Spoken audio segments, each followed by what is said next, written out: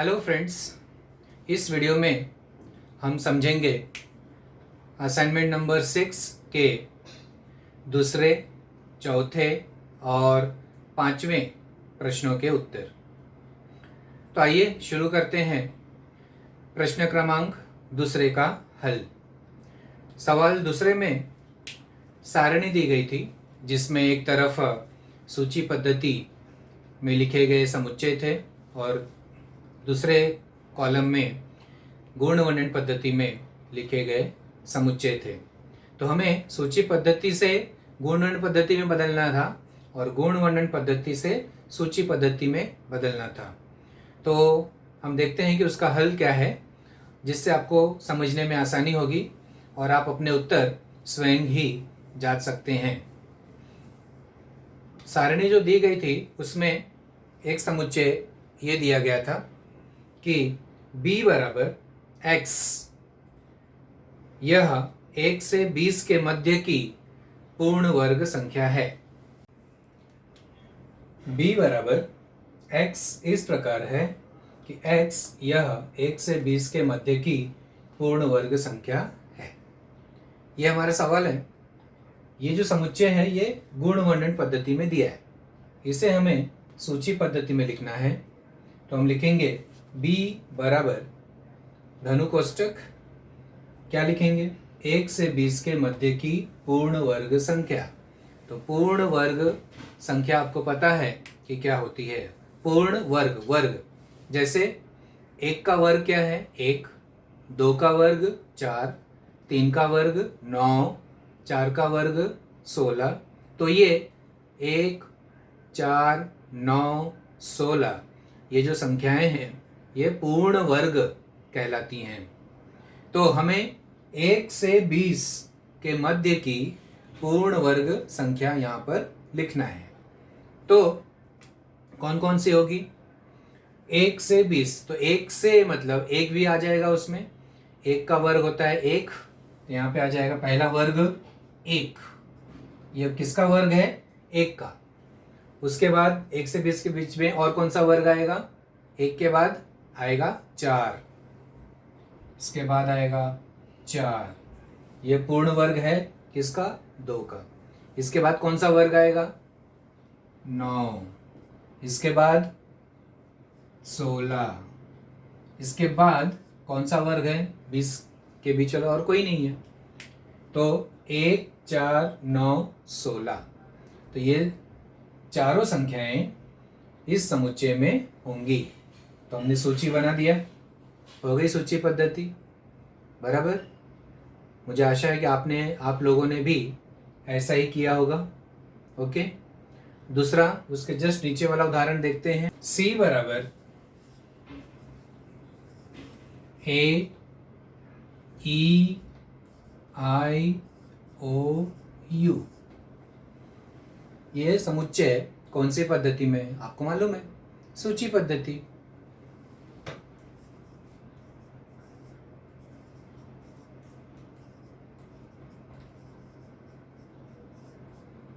इसे हमें गुण वर्णन पद्धति में लिखना है।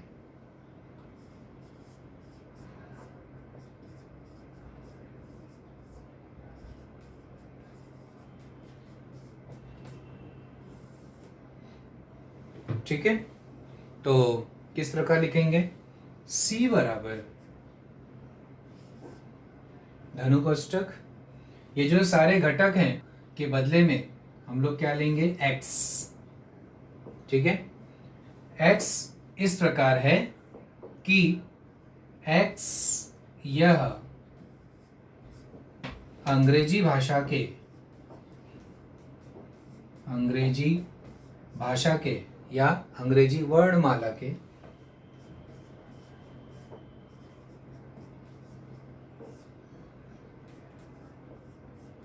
स्वर है बराबर। ये जो यहाँ पे सूची पद्धति में जो घटक दिए गए थे वो क्या है, उनका गुणधर्म क्या है, वो स्वर है अंग्रेजी भाषा के। तो वही हमने यहाँ पे लिख दिया, तो हो गया गुण वर्णन पद्धति बराबर। c बराबर x इस प्रकार है कि x यह अंग्रेजी वर्णमाला के स्वर है। ओके, अगला उदाहरण p बराबर x इस प्रकार है, ये समुच्चय दिया गया है। इसे देखकर आप तुरंत बता सकते हो ये कौन सी पद्धति में है, गुणवर्णन पद्धति में। इसे हमें सूची पद्धति में लिखना है। तो p बराबर x इस प्रकार है कि x यह पूर्णांक संख्या है। तो पूर्णांक संख्या आपको पता ही है क्या होता है, संख्याओं की जानकारी में हमने पढ़ा है पूर्णांक संख्या। तो कौन सी पूर्णांक संख्या, -3 और 3 के मध्य की, क्योंकि x बड़ा है किससे, -3 से, और छोटा है किससे, 3 से, तो दोनों के बीच में हो गया। तो -3 से बड़ी पूर्णांक संख्या कौन कौन सी है, -2, -1, उसके बाद 0, उसके बाद 1 और उसके बाद 2। ये हो गई -3 और 3 के मध्य की पूर्णांक संख्या। मिल गई हमें सूची, तो हो गया सूची पद्धति। इस प्रकार से हम इस समुच्चय को सूची पद्धति में इस प्रकार लिखेंगे। ओके, अगला उदाहरण है d बराबर x इस प्रकार है, x यह इंद्रधनुष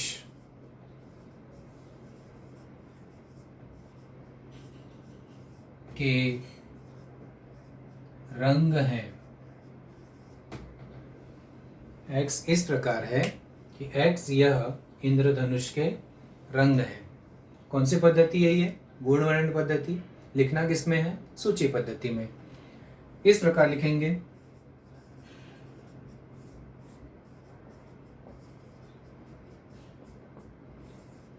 d बराबर क्या करना है हमें, x क्या है, इंद्रधनुष के रंग। तो इंद्रधनुष के रंगों की सूची बनाना है। आपको पता ही है इंद्रधनुष के रंग कौन कौन से होते हैं। ये सवाल जब परीक्षा में आता है तो बच्चे इंद्रधनुष के रंग, 7 रंग नहीं लिख पाते, भूल जाते हैं, उन्हें याद ही नहीं रहता कि 7 रंग कौन से हैं। तो वो 7 रंग याद रखने के लिए आपको एक शब्द याद रखना पड़ेगा। वो शब्द है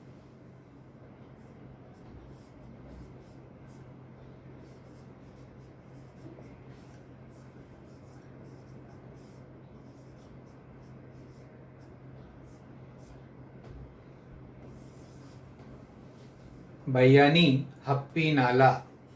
ये शब्द है। ये शब्द अगर आप ध्यान में रखेंगे तो आप कभी भी 7 रंगों के नाम नहीं भूलेंगे। जैसे पहला अक्षर है बै यानी बैंगनी,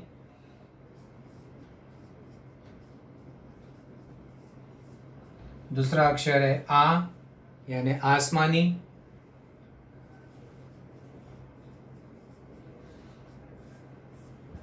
तीसरा अक्षर है नी यानी नीला, चौथा अक्षर है ह यानी हरा, पांचवा पी से पीला, ना से नारंगी और ला से लाल। 1 2 3 4 5 6 7 इंद्रधनुष के 7 रंग। सूची बना दिया हमने, तो हमने लिख दिया इस समुच्चय को सूची पद्धति में। अब हम देखेंगे चौथे प्रश्न का उत्तर कैसे लिखना है। चौथा प्रश्न जो पूछा गया था वो था, निम्नलिखित समुच्चय को गुणवर्णन पद्धति में लिखिए। कुछ यहाँ पे समुच्चय दिए गए हैं सूची पद्धति में, उनको हमें गुणवर्णन पद्धति में लिखना है।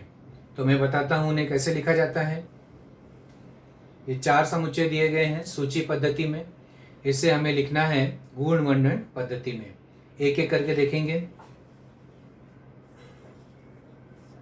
ये है पहला, a बराबर,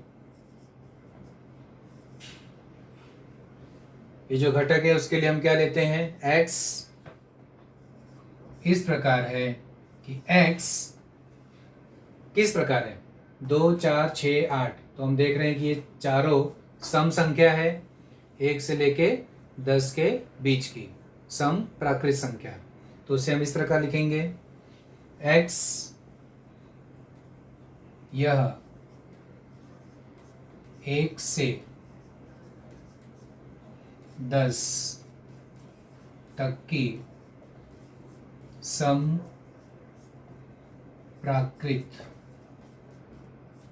संख्या है। इस प्रकार हम पूरे वाक्य में लिख सकते हैं। दूसरा, b बराबर 3, 9, 27, 81। इसे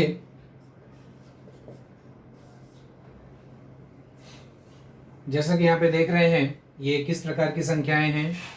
3 है, 9 है, 27 है और 81 है। ठीक है, इसका मतलब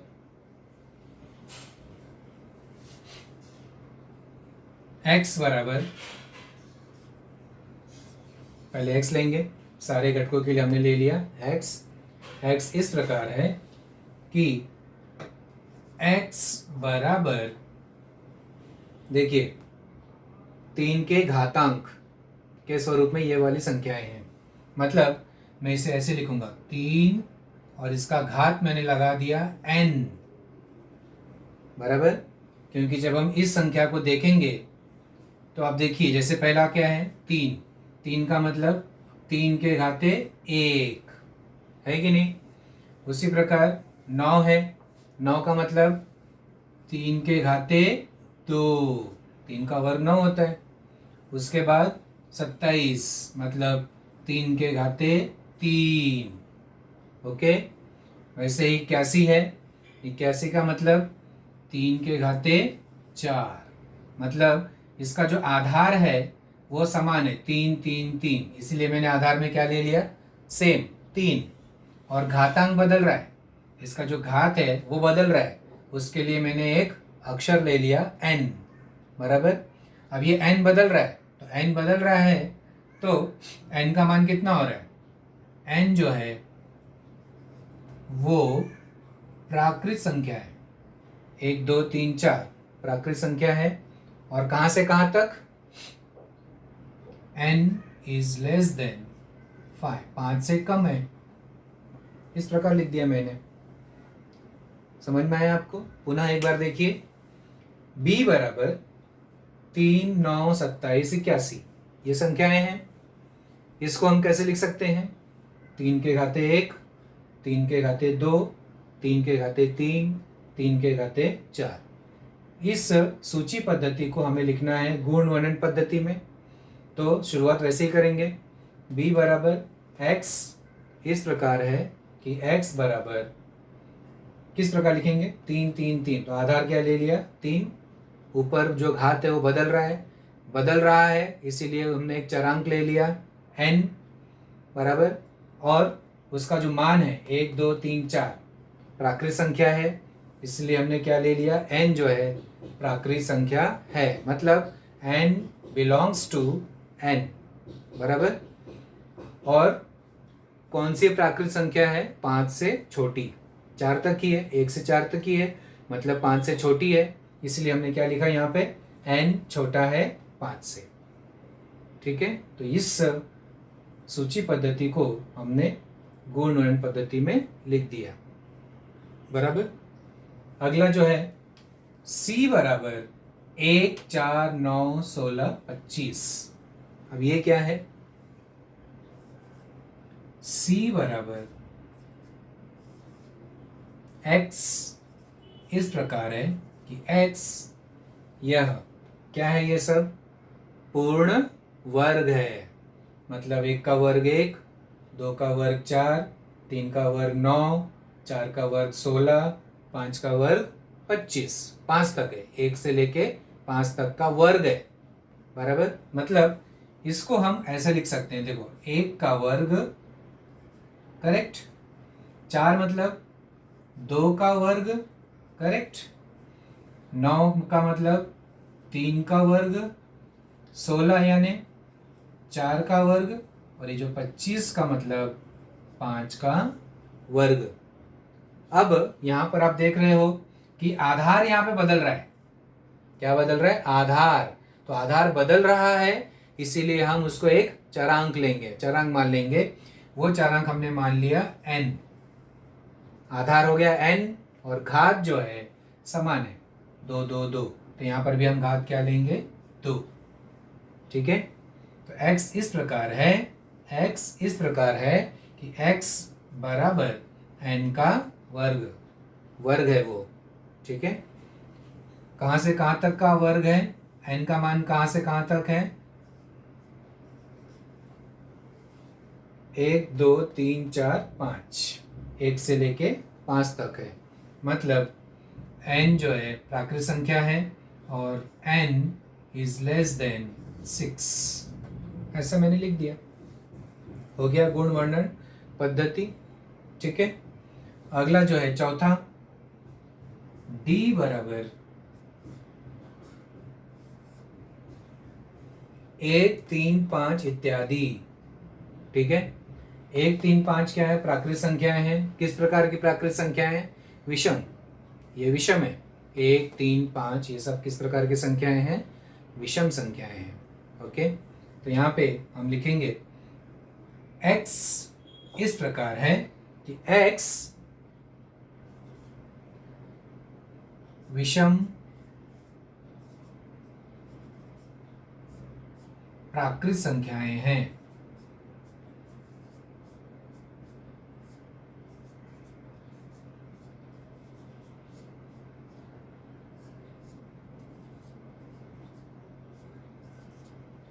x जो है विषम प्राकृत संख्याएं हैं।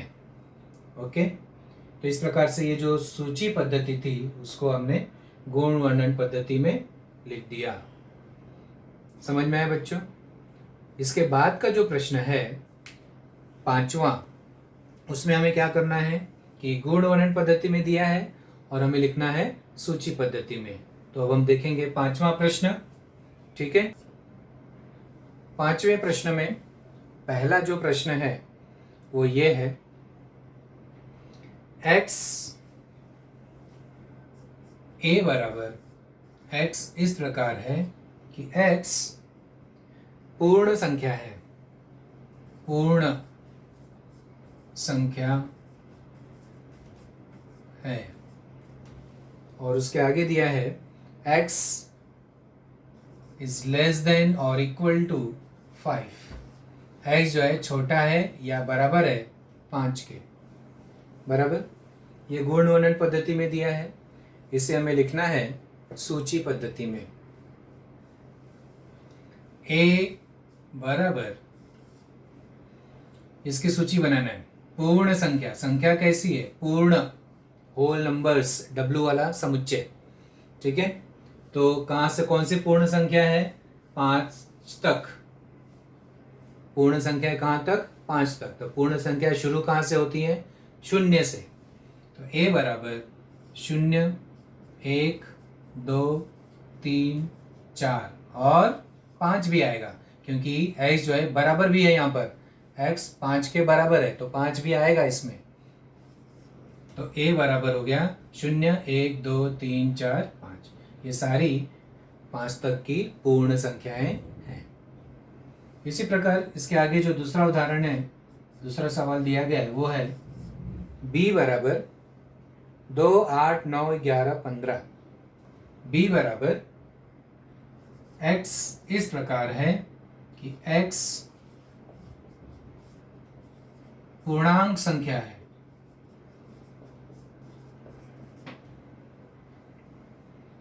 तथा -3 छोटा है और बराबर है x के, छोटा है और बराबर है 3 के। इस प्रकार से है, ये 3 है, -3।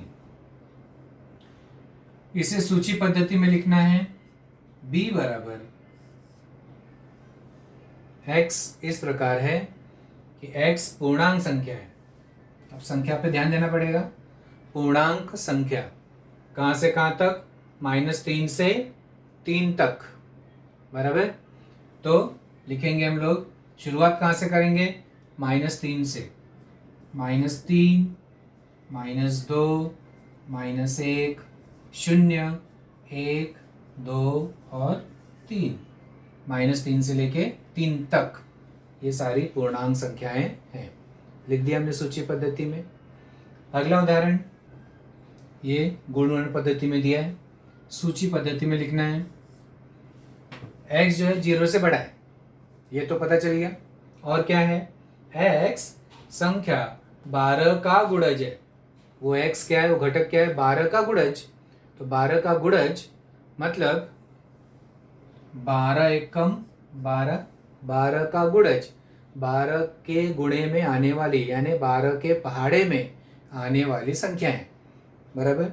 तो 12 एकम 12, 12 दूनी 24, 12 तिया 36, 12 चौक 48 इत्यादि। इस प्रकार से C बराबर 12, 24, 36, 48 ये हो गई हमारी सूची पद्धति। ठीक है बच्चों, तो सभी उदाहरण आपको समझ में आए। अब इसके बाद आप लोगों ने 1.1 आप लोगों ने किया ही होगा, वो आपको आया ही होगा। इसके बाद हम समझेंगे समुच्चयों के प्रकार। इसके अगले वीडियो में हम लोग देखेंगे समुच्चयों के प्रकार।